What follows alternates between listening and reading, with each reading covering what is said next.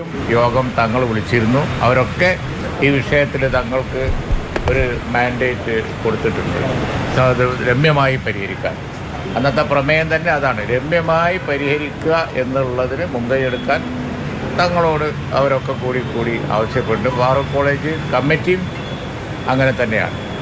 അപ്പോൾ അതുകൊണ്ട് രമ്യമായി പരിഹരിക്കുക എന്ന് പറയുമ്പോൾ നേരത്തെ ഇവിടെ അഭിവാദ്യ പിതാവ് പറഞ്ഞതുപോലെ ചില സാങ്കേതിക പ്രശ്നം കൂടി ഇൻവോൾവ് ആയതുകൊണ്ട് സർക്കാരിൻ്റെ ഒരു രംഗപ്രവേശം കൂടി ആവശ്യമുണ്ട്.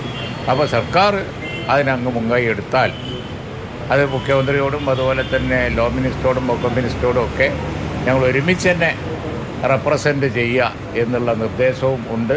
ഇലക്ഷൻ കഴിഞ്ഞ് കഴിഞ്ഞാൽ ആ കാര്യം ഗവൺമെൻറ്റുമായിട്ട് സംസാരിക്കും.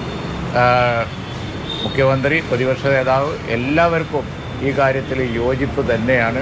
മുനമ്പം നിവാസികളുടെ പ്രശ്നം പരിഹരിച്ചു കൊടുക്കണം എന്നുള്ള കാര്യത്തിൽ. അതുകൊണ്ട് ഇവിടെ നടന്ന ചർച്ച എന്ന് പറയുന്നത് വളരെ സൗഹൃദ അന്തരീക്ഷത്തിൽ പ്രശ്നം പരിഹരിക്കാനുള്ള വളരെ വ്യക്തമായ കാഴ്ചപ്പാടോടുകൂടി തന്നെയാണ് പിരിയുന്നത്. ബാക്കി കാര്യങ്ങൾ സർക്കാരും കൂടി ആയിട്ട് ചർച്ച ചെയ്തിട്ട് പറയാം.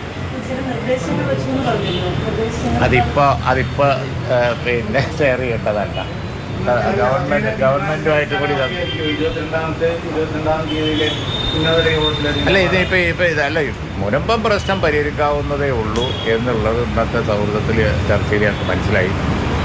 അതിൽ വലിയ കോംപ്ലിക്കേഷനൊന്നുമില്ല. പക്ഷേ സർക്കാർ വിളിക്കുന്ന ഒരു യോഗത്തിൽ പരിഹരിക്കാനുള്ള നിർദ്ദേശം ഞങ്ങൾ ചൂണ്ടിക്കാണിക്കാം. അതിൽ ഗവൺമെൻറ്റിൻ്റെ കൂടി ഒരു തീരുമാനം ഇൻവോൾവ് ആയതുകൊണ്ട് സർക്കാരാണ് അതിന് മുൻകൈ എടുക്കേണ്ടത്. രമ്യമായി പരിഹരിക്കാൻ കഴിയും. ഇലക്ഷൻ കഴിഞ്ഞാൽ ഉടനെ തന്നെ അതിന് മുൻകൈ എടുക്കണം എന്നാണ് പറയുന്നത്. മുഖ്യമന്ത്രിയോടും പ്രതിപക്ഷ നേതാവിനോടും ഒക്കെ ഞങ്ങൾ ഈ കാര്യം പറയുന്നത്.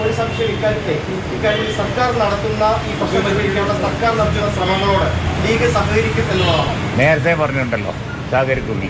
ലീഗിൻ്റെ പ്രശ്നം ഇവിടെ ഉത്ഭവിക്കുന്നേ ഇല്ല.